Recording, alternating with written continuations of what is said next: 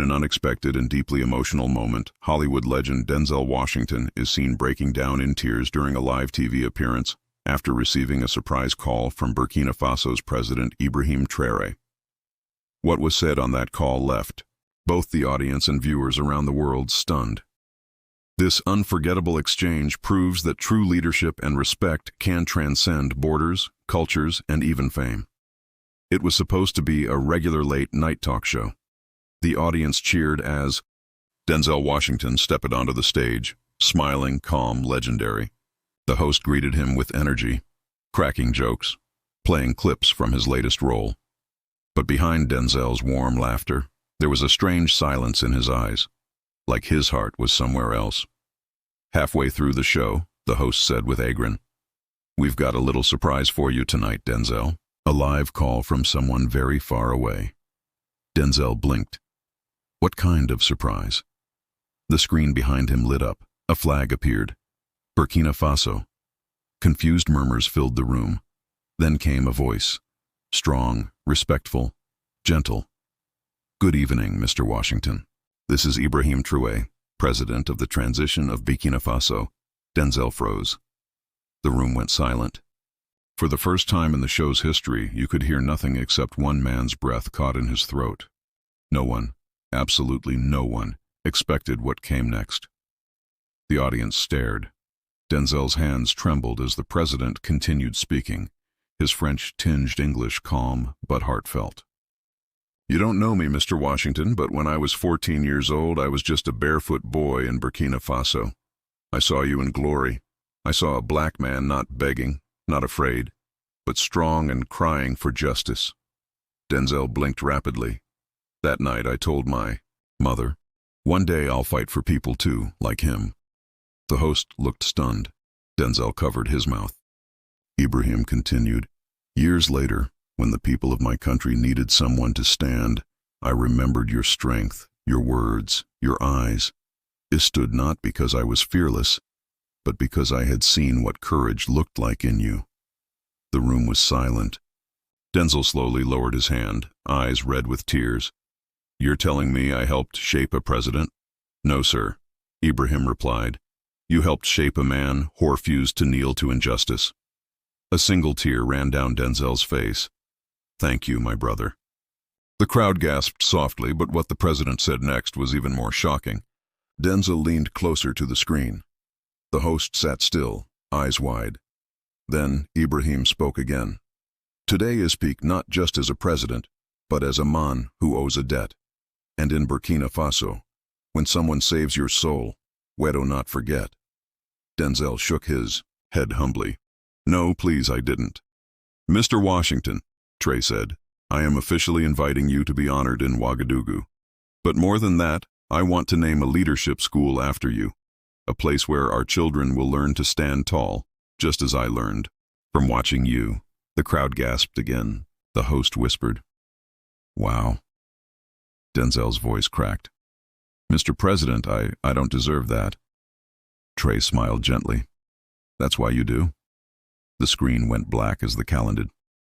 And there on national TV in front of millions, Denzel Washington buried his face in his hands and sobbed. Not from sadness, but from the overwhelming truth that sometimes a single life can echo across oceans and generations. But this was only the beginning. In less than 24 hours, Denzel would be packing his bags. Burkina Faso was calling, and what was waiting there would shake the world. Denzel didn't sleep that night. He kept replaying Ibrahim Traoré's words. His eyes stayed red long after the cameras stopped rolling. By morning, social media had exploded. Denzel Traoré was trending in over 20 countries. Fans, journalists, and leaders were praising the emotional moment. Some even called it the most powerful TV moment in decades. But while the world was reacting, Denzel was quietly packing his bags. Not for a movie, but for something that felt divine. He booked the next available flight to Burkina Faso. No entourage, no spotlight, just him, a small backpack, and a heart full of emotions he couldn't describe. As the plane took off, he looked out the window and whispered, "I don't know what I'm walking into, but I know I have to go." Back in Ouagadougou, President Traoré stood by a window in the palace, staring at the runway in the distance. His aides asked, "Should we prepare the press?" Traoré shook his head. No cameras, no speeches, just truth. Something powerful was about to unfold. Neither man knew that in just 48 hours they would both cry again, this time together. When Denzel's flight landed, there were no flashing cameras, no red carpets, just quiet. A black SUV waited on the tarmac. A single man stood beside it, dressed simply. No military medals. It was him, President Ibrahim Traoré. Denzel stepped out slowly. Their eyes met, and for a moment, no words were needed. They embraced not as a celebrity and a leader, but as two men whose lives had unexpectedly crossed across continents. "I'm honored you came," Ibrahim said. Denzel smiled faintly. "I didn't come as a star. I came as a brother." The SUV drove them through dusty roads, past neighborhoods, markets, children running barefoot, waving as the car passed. No one knew who was inside. They arrived at a modest house made of sun-worn clay and tin. "This was my home," Tar said softly. He opened the door. Inside were no girds, no luxury, just old photos, a woven mat, and silence. Then Traoré handed Denzel a wrinkled picture. In it, a young boy clung to the hand of an older woman. "She raised me when my parents worked day and night. She fed me, bathed me, told me stories of strength." Then quietly, he added, "And she's still alive." They drove another hour through winding, village air roads. No one said much. Denzel stared at the photo of the woman, a wide smile, gentle eyes, and a strength only time could give. "Where is she now?" Denzel asked. Tressa's jaw tightened. "She still works cleaning classrooms in a rural school." Denzel turned slowly. At 85, the president nodded. "She never asked for help. She said, 'God gave me legs. I'll use them till he takes them.'"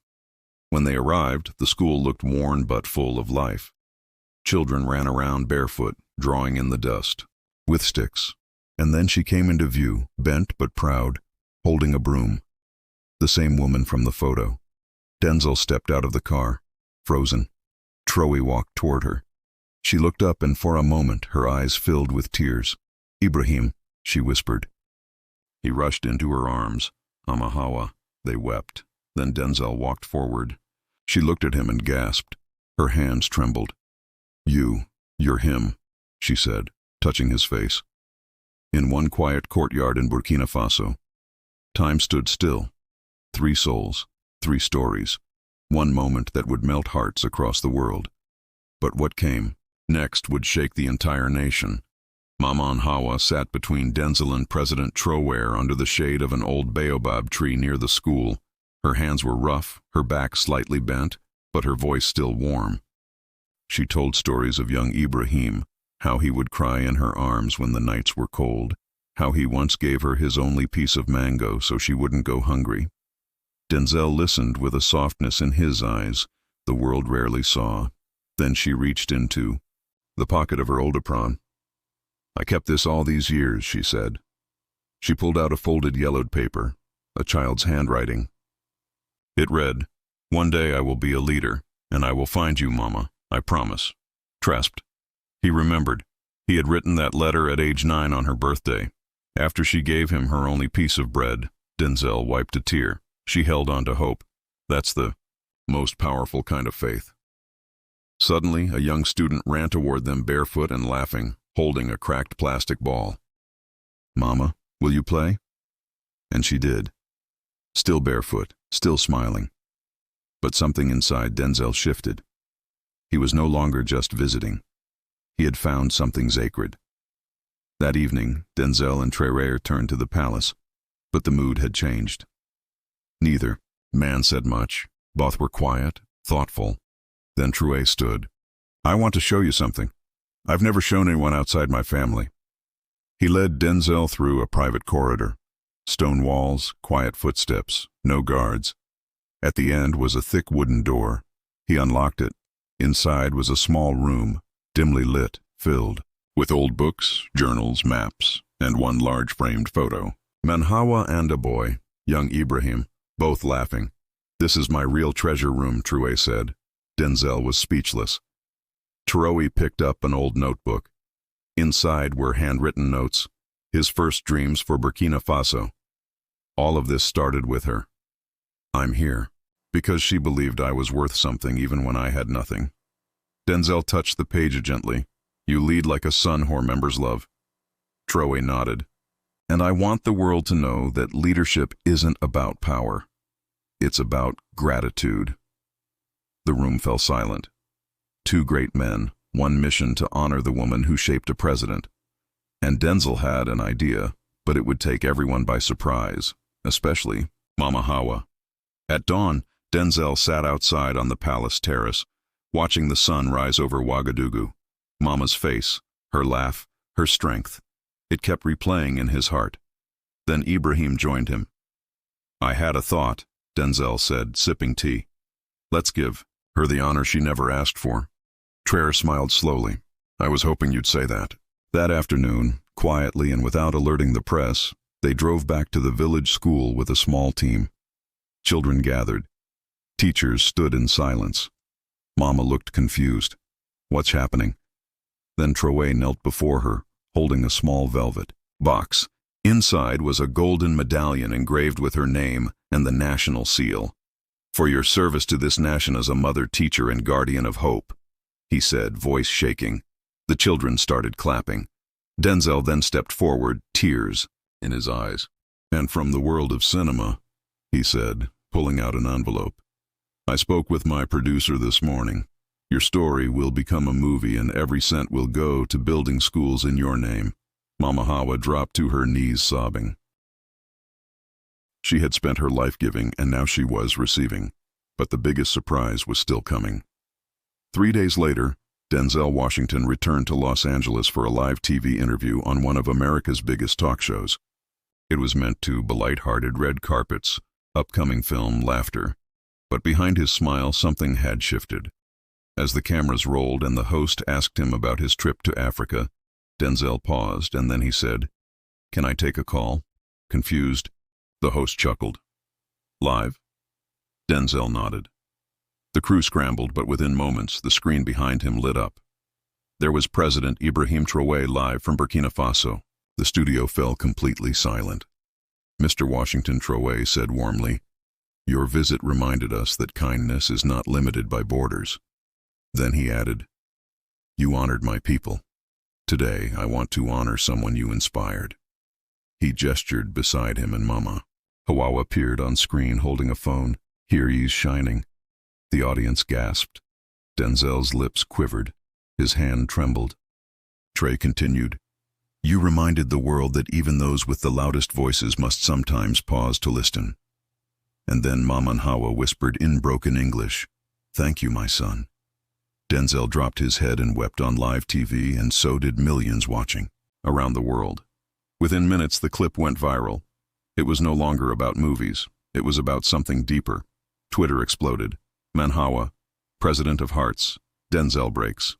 Silence from Paris to Johannesburg, Tokyo to Atlanta. People posted their own stories of the women who raised them, who shaped them. An old photo of Traoré hugging Manhawa in her kitchen became a symbol. International news outlets paused their politics coverage to play that moment. Denzel breaking down. Traoré speaking gently, Manhawa saying, "Thank you." CNN called it the most human thing ever caught on live TV. But something even more surprising began to happen. Donations started flooding in. A humble GoFundMe page created quietly by one of the students from the village school had aimed to raise $10,000. In just 2 hours, it hit $1 million. People didn't just watch, they felt and they acted. In a world so divided, this story of a soldier's promise, a mother's love, and an actor's tears was bringing strangers together. But while the world watched, Mama Hawa was fading. And she had one last request. By the 6th day of this unforgettable week, Mahawa's body was tired. She had smiled for days, hugged dozens, spoken with presidents and stars. But her body was whispering. She knew. So she asked to speak privately with Denzel and Ibrahim. They came to her small room in the village. No cameras, no microphones, just 3 souls. I'm old, she said softly, her voice fragile but steady. I won't see next planting season. They both shook their heads, begging her to rest, to stay strong, but she smiled. I have no fear. My only wish is that no child in Burkina Faso ever goes to school hungry. A tear rolled down Traoré's cheek. She reached for Denzel's hand. And you tell stories that matter. The world listens to you. Tell this story.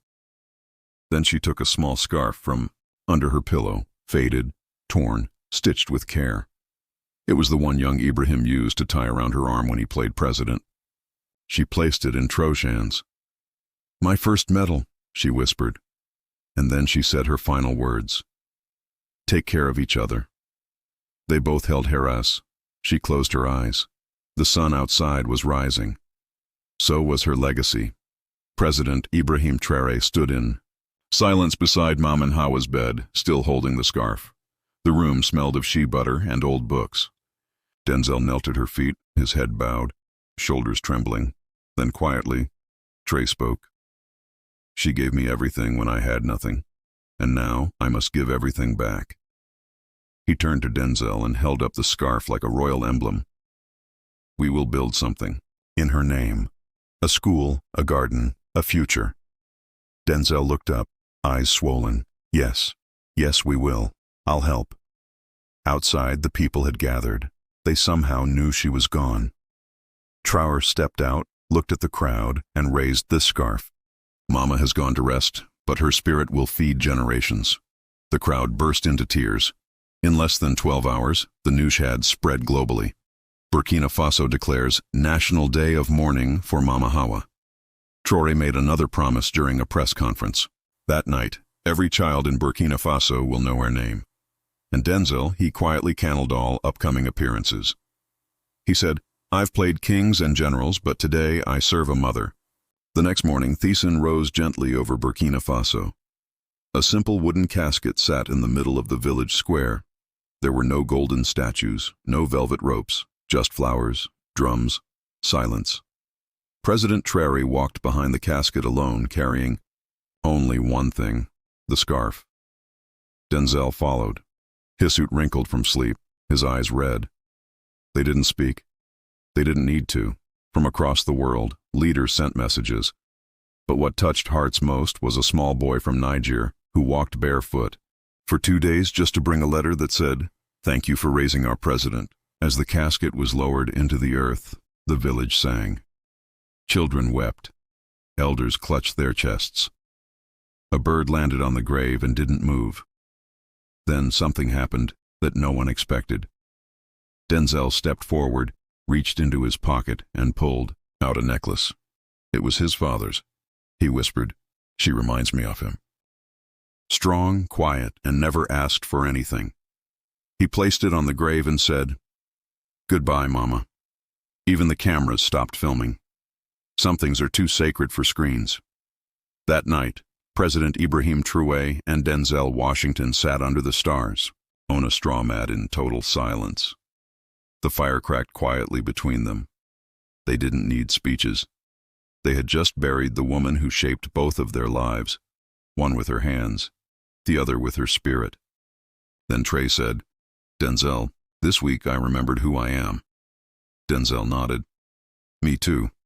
In the quiet night they made a pact, not one written in ink but sealed in pain, gratitude, and hope. Within hours, plans began for the Mama Hawa Foundation, a joint initiative to provide food, education, and emotional healing for rural children in Burkina Faso and beyond. And Denzel, he committed a full-year salary from his next film to it. But the most powerful part wasn't the money.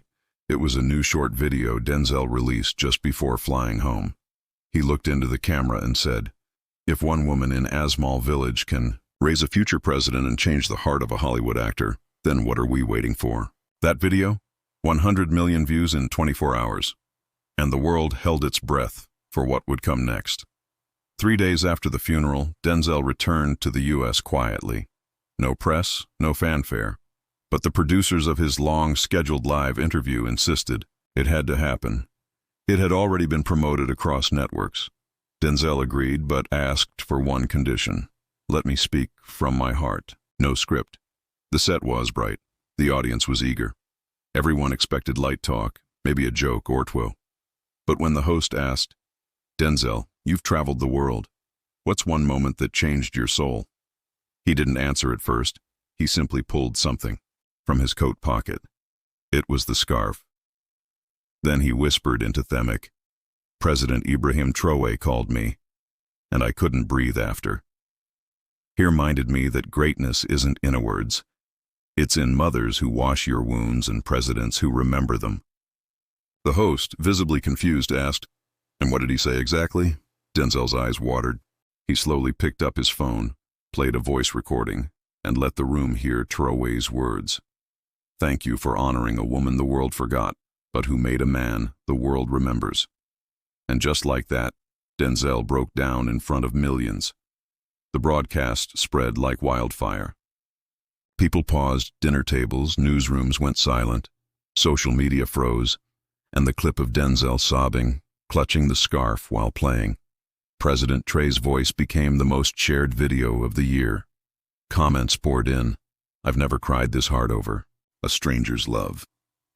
This made me want to call my mom right now. Who is Ibrahim Traoré? Because the world needs more leaders like him. Across Africa, stories of forgotten mothers began surfacing. In America, youth groups organized candlelight vigils in honor of Maman Hawa. But in Burkina Faso, something even more unexpected happened. Children across villages began writing letters not to Santa, not to celebrities, but to President Traoré. One letter read, "If I work hard like you, will I also make my mother proud?" And Denzel, he stayed quiet after the interview until the next morning. He posted a photo on his Instagram of a single tree in Burkina Faso. The caption, "She watered roots that no hold up nations." No hashtags, no promotion, just truth. And the world watched and wept. Exactly 1 week after the surprise call, a statue was quietly unveiled in Ouagadougou. It wasn't of a general or a king or a president. It was of a woman holding a child's hand wrapped in a familiar scarf. A bronze plate below read, "To Mama Hawa, the mother of all leaders." President Ibrahim Traoré stood before it with Denzel Washington beside him, both holding candles. Neither spoke because some endings are too sacred for words. That night the wind blew softly through the city. Villagers said they could feel Mama Hawa's spirit brushing against their cheeks. And in Hollywood, Denzel made his own final gesture. He announced a new scholarship, the Hawa Fund, in partnership with the Burkina Faso government, dedicated to girls from rural Africa who dream of leading. As the press begged for quotes, Denzel simply said, "Some phone calls change your schedule. This one changed my soul." Dear viewers, if this story touched your heart, made you cry, made you think, or reminded you of someone you love, please like, subscribe, and comment below with, "I believe in the power of love and leadership." Your words matter. Let's make stories like this travel across the world. Let's remind people that greatness is not about fame, it's about heart. Drop your thoughts below. Share this video with someone who needs hope today. And never forget, one kind act can echo across generations. Thank you for watching.